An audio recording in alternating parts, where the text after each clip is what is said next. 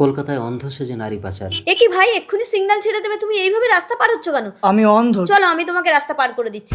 তুমি কলকাতায় কোথায় এসেছিলে দিদি? আমার স্বামী আমাকে ছেড়ে কলকাতায় চলে এসেছে। স্বামীকে খুঁজতে এসে আমি কলকাতায় হারিয়ে গেছি। তার মানে এই গাইয়া মহিলাটা কলকাতার কিছু চেনে না।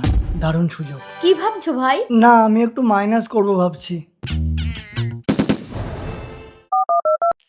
হ্যালো বস, একটা ভালো সুন্দরী বৌদি পেয়েছি। আপনার নারী ব্যবসা দারুণ চলবে মাইরি। ওকে দুশ্মন, আমি তোকে 2 লাখ টাকা পাঠিয়ে দিচ্ছি, তুই মালটাকে এক্ষুনি নিয়ে চলে আয়। দেখ তোর অ্যাকাউন্টে ঢুকে গেছে। হ্যাঁ ঢুকেছে। Yes boss. ঠিক আছে চলে আয়, আমি সেক্টর 5-এ আছি। দিদি তুমি আছো? আস্তে আস্তে ভাই। আচ্ছা ভাই, ময়নাগর নাম শুনেছো?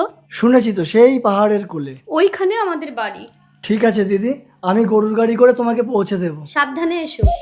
এই ছাড়। এ কি, তুমি অন্ধ না? অন্ধ? চল নিন বস। আস্তে, বৌদি লেগে যাবে। বাহ, ভারী সুন্দর তো। তুই 2 লাখ টাকা পেয়ে গেছিস তো দুশ্মন? হ্যাঁ বস। এই চল গাড়িতে চল। ভাই আমি তোমার উপকার করলাম আর তুমি আমাকে বিক্রি করে দিলে। হ্যাঁ, উপকার করলেই তো ক্ষতি করতে হয়। ঠিক আছে, তাতে আমার কোনো কষ্ট নেই, কিন্তু তুমি আমাকে দিদি বলে ডেকেছো যখন, আমি তোমাকে একটা উপহার দিতে চাই। লাগবে না, 2 লাখ টাকা পেয়ে গেছি। নাও না ভাই। ঠিক আছে দে। হ্যাঁ নিয়ে নেবে, হাতের লক্ষ্মী পায়ে ঠেলতে নেই, দেখে দিবি দে। বিড়ি সিগারেটের খরচাটা হয়ে যাবে।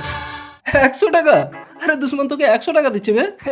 আমাকে যখন বিক্রি করে দিয়েছো, এই টাকাটা তো আর আমার লাগবে না, তাই দিদির আঁচল ছিঁড়ে এই টাকাটা আমি ভাইয়ের হাতে বেঁধে দিতে চাই। টাকার জন্য তো কত বোনেদের বিক্রি করে দিচ্ছ, তাই দিদির এই সামান্য উপহারটা তুমি নাও ভাই।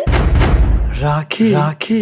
আয় চলে আয়। দাঁড়া দক্ষ, দেখ তোর অ্যাকাউন্টে টাকা ঢুকে গেছে, আমার দিদিকে ছেড়ে দে। এই দুশ্মন, বাঘের খাঁচায় খাবার দিয়ে নেওয়ার চেষ্টা করিস না, নিজেই কিন্তু বাঘের শিকার হয়ে যায়। হ্যাঁ হ্যাঁ, প্রয়োজনে নিজে বাঘের শিকার হয়ে দিদিকে বাঁচিয়ে আমি এই রাখির মর্যাদা রাখবো দক্ষ। তাই নাকি? চলে আয় দিদি। এই দুশ্মন, শালা কুত্তা।